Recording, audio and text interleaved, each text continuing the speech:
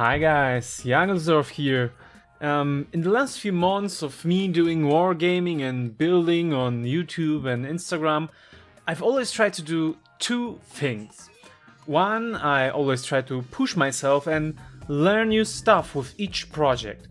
And two, I try to become a better and bigger member of this wonderful crafting community. And some time ago, there came an opportunity to do both. Joe from Encounter Terrain organizes a monthly competition in which I took part. So if you're interested in what I created, just keep watching.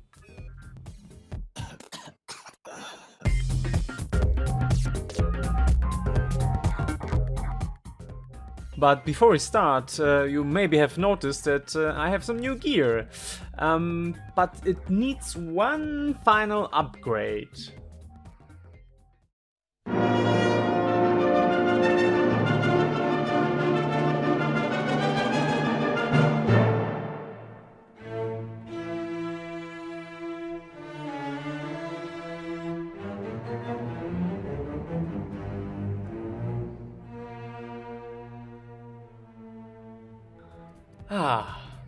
Much better. So, the rules of the competition are as follows. Build a piece of terrain. It can be for D&D encounter, a functional piece of wargaming terrain, a diorama or whatever, but it has to be 10 by 10 centimeters in size.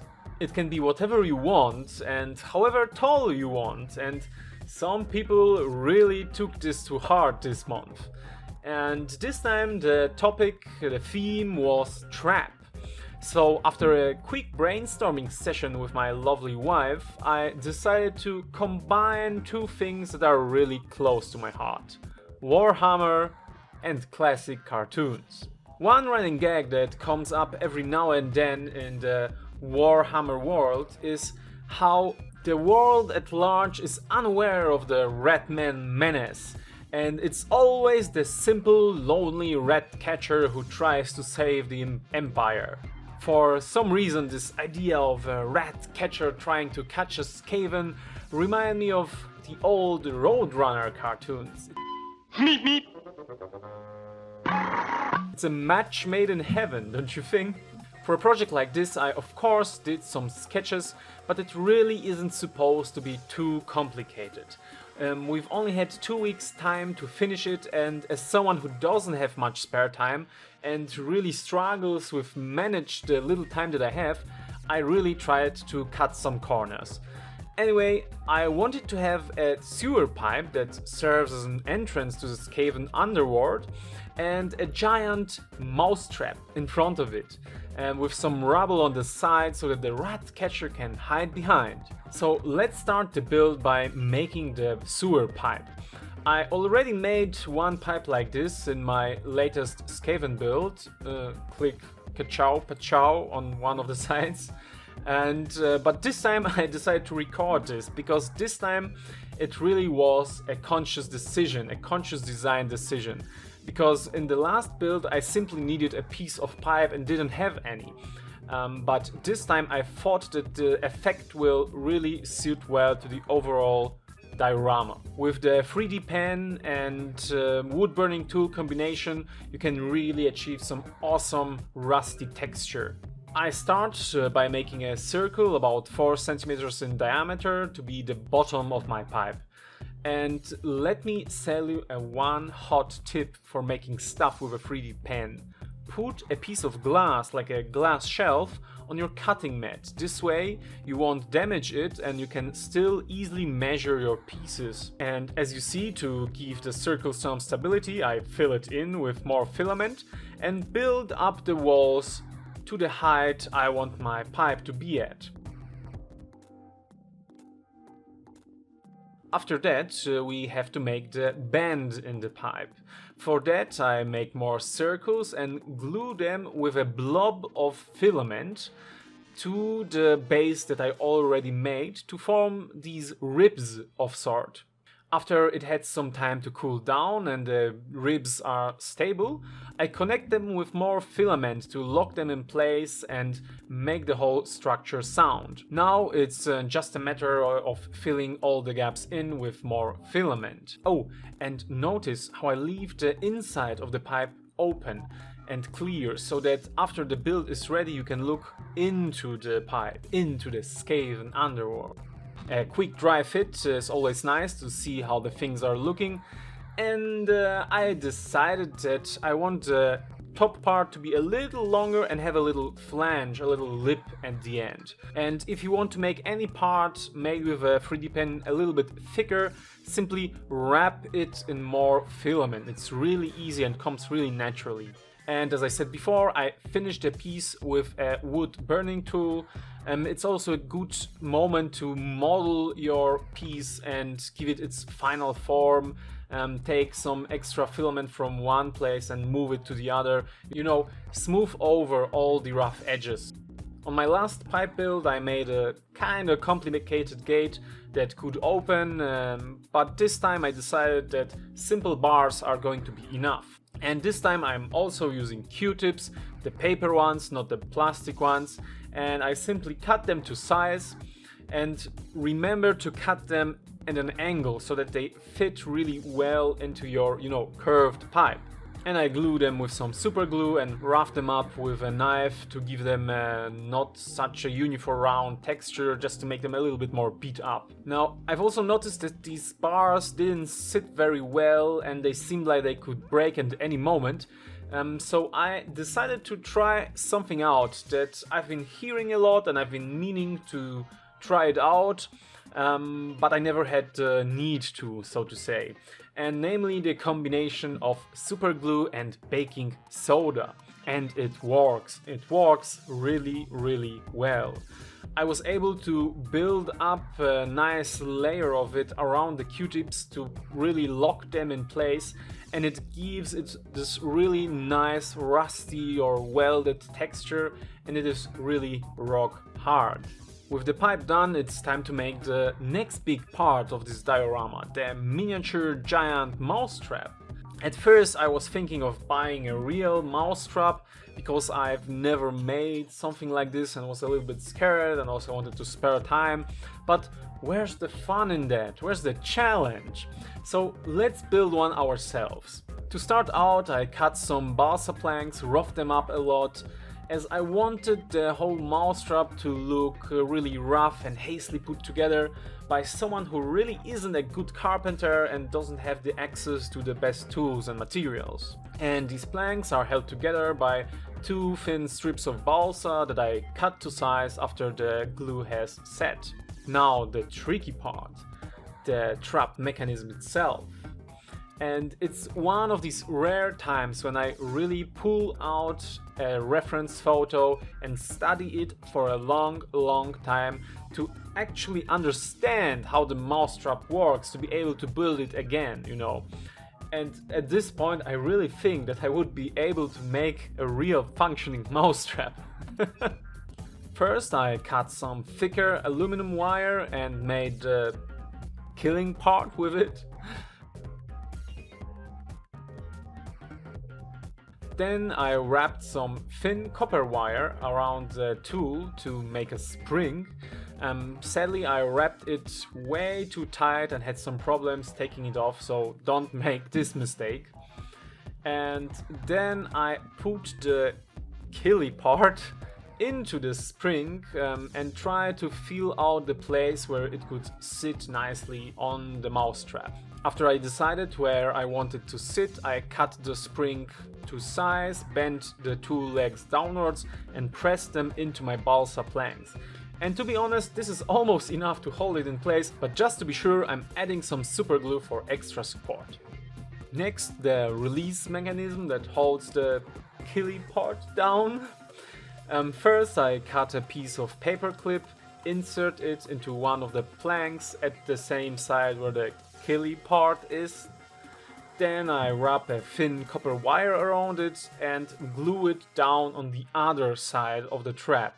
because this is where the bait will be sitting on. And what better bait for a hungry rat than a nice and large chunk of cheese.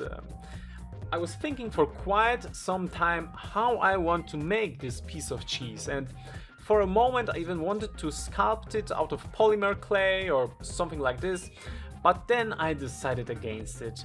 Again, it's a rat catcher who wants to build a trap out of scraps he finds around, and he is not a very crafty person. So that's why I just cobbled a cheese wedge together out of basically wood scraps and offcuts that I had lying around. Now, a little change of surroundings. I was in my in-laws over one of the weekends and I wanted to keep working because I knew that I otherwise won't be able to finish on time. So that's why the change of background. Anyway, I finally started making the rat catcher himself. I wanted him to have a rat cage of some sorts where he would put all the rats in. I started out with an old ampule of eye drops, but I couldn't make it work. So instead I built him a little backpack / box cage out of some old matches. This process has reminded me of why I hate using superglue with wood. It takes ages to set, it seeps through the pores of the wood, and it glues your fingers and tools and everything together. Anyway, somehow I managed to put this little box together, and then for the bottom and the top lid I cut some smaller strips of wood, and as a final touch I added 2 strips of plastic as some bracing that holds the lid together, and then a little wire to make the handle for the lid. With most of the elements done, I decided to start putting the diorama itself together. First, I hot glued the sewer pipe on my 10 by 10 centimeter piece of cardboard, and then I decided to use some new technique: cork flagstones. I've seen other people use cork as flagstones or as stones in general, and it gives this really nice, interesting texture. But as of now, I really didn't have opportunity to try it out myself, so I decided to try it in this diorama. And I simply cut many small bricks, round off the edges, and then first arrange them around my sewer pipe, and then make some sort of a random pattern around the rest of the piece. I also left a little channel where I wanted to use some water effects, a little stream from the sewer pipe. Next I fill in the holes between the cork flagstones with some watered down PVA and fill them in with sand. All in all, it took quite some time to make it, and I really liked how it looked like. So I naturally covered it all in random rubble. I wanted to build a little wall for my rat catcher to hide behind, so I took my bag of plaster miscasts and found some large pieces that would really work well as these giant stone bricks. I glued them together, and then I decided to try another thing out, making a sort of texture paste or glue paste out of PVA, sand and some cork offcuts. I spread it around here and there, trying to bind these pieces of plaster together and also trying to give this whole build a little bit more character. And it is possible that I went a little overboard with this. You live and learn. You live and learn. Finally, some wood scraps as a last bit of detail, and I also thought that this will break up the monotonous color later on. Boy, were I wrong. And we're back at the dining table workshop. So I still wanted to add a little bit more detail to the build. I've been trying to do some sculpting every now and then, and I had this dog that I sculpted. And I wanted to use it because the Warhammer rat catcher is always described as having a small but vicious dog at his side, but then I decided to not use my sculpt. it really didn't fit with the Warhammer X Roadrunner idea. I already have the Roadrunner in form of the little Skaven, and I already have my wily Coyote in the form of the Ratcatcher, and I don't really need a third wheel. So instead, I decided to add some Acme brand utensils. First, a little can of paint that the cheese will be painted with. For that, I simply rolled a thin strip of cardstock together and glue the bottom shut with another piece. Smooth it out with a sharp knife, and as a final accent I glue a piece of wire to act as a handle and a piece of wood to act as a paintbrush. Next, I decided to make the nice box the mousetrap parts came in. For that, I simply sketched out a box shape and cut it out, and I mined it to left, these flanges on the edges, so that I have a nice way of gluing it together. After the glue has set, I roughed it up a little bit to give it a little bit more texture and character. But the Ratcatcher is still not finished, so I decided to finish him up using the Frostgrade Cultist set, and I managed to find a nice little left hand which angled correctly kinda looks like he's leaning on the piece of rubble and looking over this wall of old stone bricks to check if his trap has sprung. The Skaven guy is one that I've already had made before. I've been using him as one of my Skaven heroes. He has a nice blowpipe, which I really liked making, and he has this knife which I thought will look nice if he's poking the cheese to, check if it's real thing. Then I primed it all with a grey primer and painted it. End of story. Well, the thing is, painting is not really my strong suit, and with this one I rushed it especially because I really was running low on time. And filming always eats some more time, so I decided against it. I don't think you would learn anything out of it because it was just a simple use of dry brush and washes and more dry brushes and more washes. So I think it makes more sense to just show you the final effect in all its glory / unglory. And I have to say, I'm not 100% happy with how it came out, especially the paint job. But I'm really happy and proud that I took part in this competition at all, that I tried so many new things. And I really feel like I learned a lot about composition, about how to paint things, how important color and contrast is.